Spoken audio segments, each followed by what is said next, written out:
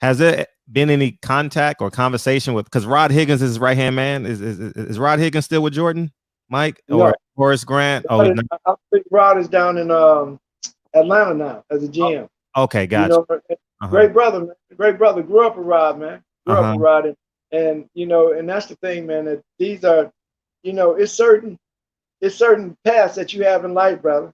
Mhm. And you know, for me, I was put on this path when I was a baby. So when I went to the NBA, I haven't stopped. I haven't never not thought about black people, man. Since I was Mhm. 18, I have not thought about. I have not. So I would go into arena, and immediately I start to see. Look at this. Oh, there would be you can, and that would be it. And so I would tell people, I say, man, if I just thought about hoop and just hooping, and Mhm. not black folks like a lot of my brothers did, that are Hall of Famers and the like, man, Mhm. you could average with the way I shot the ball and dribble. I could average 30, 35 if that was Sure. just the vein. Just it's just basketball, just basketball. No, I looked at basketball as the mind to get resources for my people and bring it back home. And that it wasn't never twisted for me. It was always black people in basketball, not basketball in black people. So a lot of my brothers, we say that, hey man, I'm gonna make this bread, and then I check you when I come back after I get this and this. Now, when you get this and this whole system is how you gonna get 20 million and then come back to the crib and think that you're gonna live in the projects? You know Mm. what I'm saying? So Sure. it's a certain thing that as you're going through it, you got to be able to do those things as you're moving through it because you're not gonna have that platform for lifetime. You're gonna have it 5, 10 years. Those Wow. who are exceptional, Vince Carter, 22 years. That's Wow. out of the realm, man. You know what I'm saying? So it's a blessing, brother. It's a blessing to have played, but it's more of a blessing to know that I'm in service to my people first. Mm. So, like with you call my son, hey brother, I'm with you. Let's set it up. And Thank that's what thank you. that's what I'm supposed to do. That's what I'm supposed to do. That's Mm. not that's not you doing anything for me. That's me making sure. Because if I don't, man, creators say, Hodge, why didn't the brother ask you to do an interview? What was you doing on Sunday? You could hit him.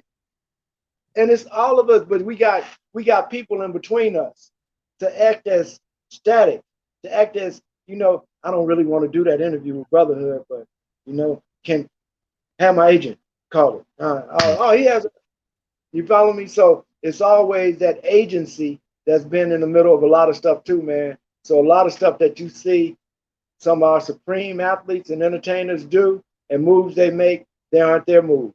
There are Mm. moves that they have to make in order to maintain where they are in that certain stature.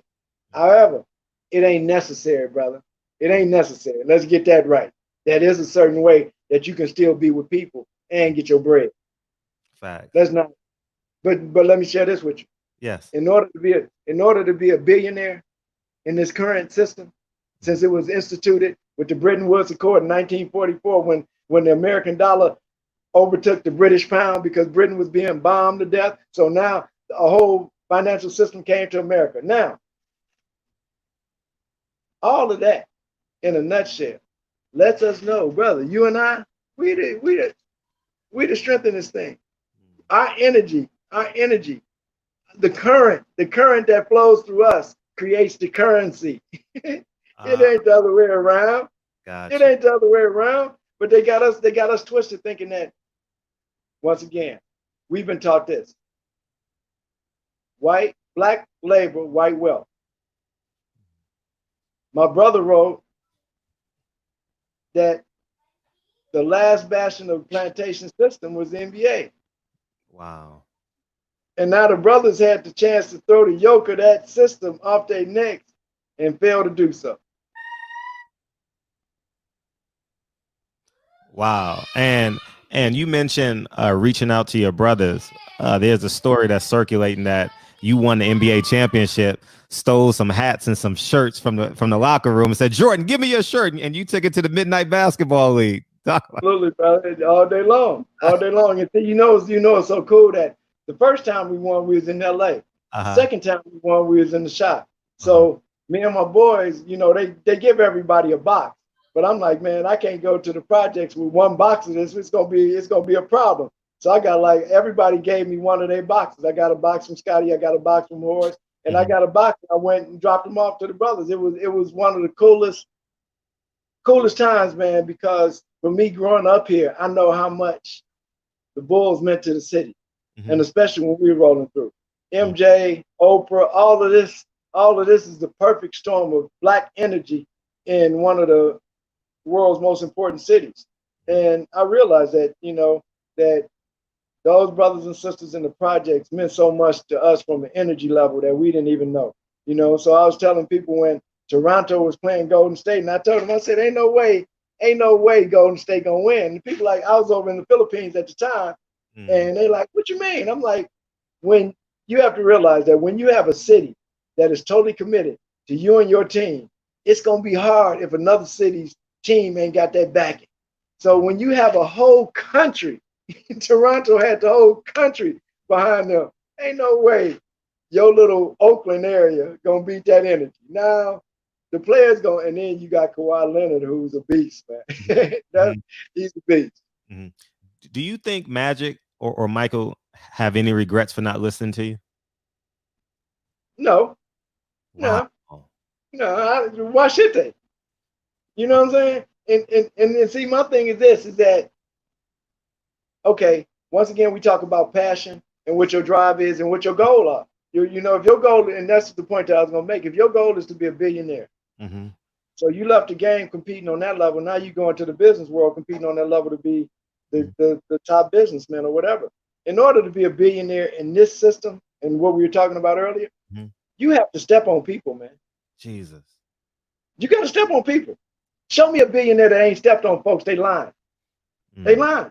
Because one of the fundamental principle of this thing is that honestly, $1 million is enough for any one individual in their generation. But they want to make us think of this fallacy that it's going to be, we need 100 million. Nah, brother, we just need unity. The money going to take care of itself, because when we get 10,000 Black people together, somebody going to come sponsor us for some bread. Gotcha. So it's what we want to do, brother. It's up to us now. It's clarity. So it's right there in front of us. Now it's a matter of what we choose. You, me, next man. What do we choose our purpose to be? Is our purpose the lives of the next generation, and that we're willing to put whatever we need to put into this? Or am I going to be a capitalist? And it ain't no gray area for me. It ain't none. So I see when they roll out Charles Barkley, go play. They roll out Stephen A. They roll out all these people who else? Jalen Rose. Cat Perkins. Yes. Yeah. Yeah. Yeah. But look at that. Look who y'all getting your paychecks from. You're getting your paycheck. And see, and let me share something with everybody sitting there. It ain't just a paycheck. You know what it is? The notoriety, the autographs. They still getting autograph seekers. They still getting pub. But where are you standing on the truth and history of your people?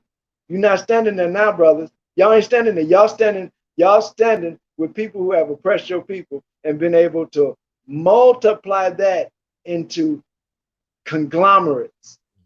And many of those conglomerates are the sponsors for many of these ESPN programs, ABC programs, Disney programs. Go into the history of Disney, fair people, and take a deep look into Disney.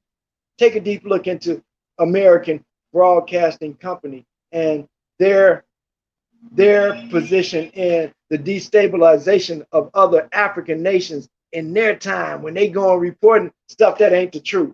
So Trump called it fake news. It ain't just Trump calling it fake. It's been fake to us for a long time. And we've had to deal with the numbers when y'all telling us these numbers and it ain't those numbers. So we've had to deal with the fact of how you pit us one against the other. Like right now, those who want to play, those who don't want to play.